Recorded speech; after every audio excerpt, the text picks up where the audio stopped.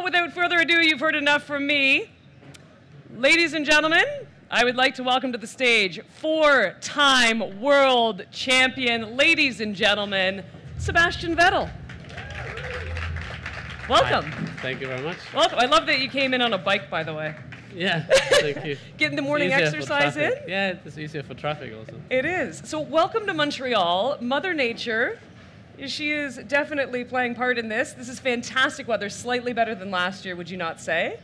I don't remember how it was last year. It was terrible. Was it terrible? Yeah. It was terrible. You guys are like, we remember, we were exhausted and freezing. This is a portion that's actually from the fans. It is called for the fans, and it is 5 questions that have actually been submitted from the fans. All right. All right, are you ready for this? It depends on the question, I guess. They won't be hard-hitting, I promise. Okay, so this one comes from the Alberta chapter of the Ferrari Club of America, and they ask, if you could race in any other era, what would it be? Well, I think every era had its specialities, but given that I now know the current era and the current feel of the cars with the downforce that we have, I used to say the 70s because the cars were very raw and Formula One was very raw, but they were also quite a bit slower. So I think the 90s, mid-90s, where the car is still were more raw than today with less technology. So maybe in that regard a bit more pure, but they had already significant amounts of downforce. So that would be nice to try. But you're happy with this era as well? Very happy with this era. It's going okay. The cars are as fast as they've ever been. So I guess if you ask any one of those in the past, they're going to say that it's going to be this era. Probably, yeah. All right, so this comes from Jim Clark, and it says, your F1 cars are amazing. How much do the drivers get to be involved in the technology and understanding the designs of the cars? Well, it depends how much you want to be involved, I guess. Obviously, our key job is driving, as you can imagine. But then, yeah, there's quite a lot of work, quite a lot of time we spend with the engineers talking about the car. I mean, I'm not telling them how to design the car because I couldn't tell because I'm not an engineer. I didn't study aerodynamics or vehicle dynamics. But over the years, you get quite a good read, quite a good feeling, and you have obviously the experience of how the car feels on track. So whatever you've tried in the past, whether it was good or bad, whether we should push it more in that direction or less.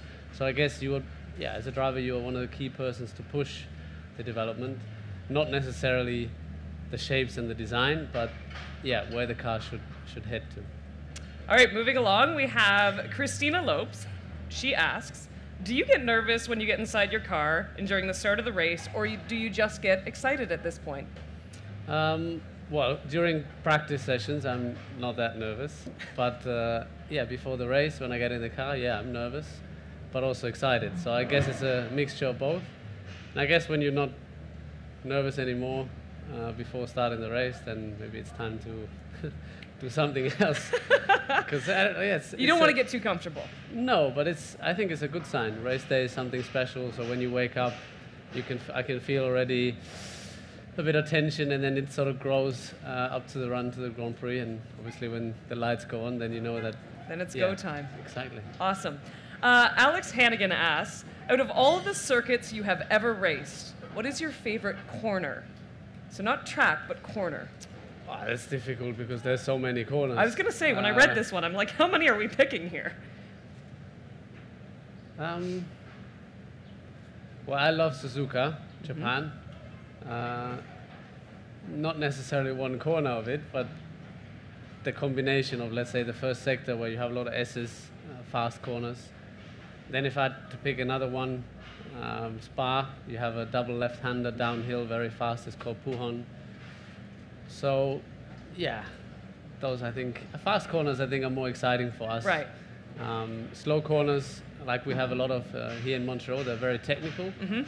So they're not easy at all, and you can lose a lot of time if you don't get it right. But fast corners, they're a bit more, you feel the forces, you feel how, the limit of the car, the real limit of the car, how fast it can go, how much it's pulling on your body. So I think that's, I enjoy that more. The fast corners. Yeah. I like it. All right, so this is the toughest one of the bunch. Are you ready? Eric Renault asks, Sebastian! Exclamation mark. He really wanted to know that you're here. What type of music do you listen to before a race? Well, in general, I love music. I think I couldn't live without. But yeah, before the race, I have a couple of songs that I've been listening to. Do tell. For a while. It's no, okay it's if it's Justin Bieber. We will. No, some are very, some are very the ones you maybe might suspect, like Eye of the Tiger and stuff like that too. Oh, old school. I like it. Yeah, old school. But others is just melodies or rhythms. So yeah. Eye of the Tiger. I dig that. I dig that. Rocky movie. Yeah. Yeah. Who doesn't like a good Rocky movie? All right, so that is all the time we have for Five for the Fans. Thank you to everyone who submitted questions for this. Sebastian for being a great sport. If you are in the Montreal area, by the way, this experience is fantastic. Check out the Crescent Street Grand Prix Festival over the next 3 days.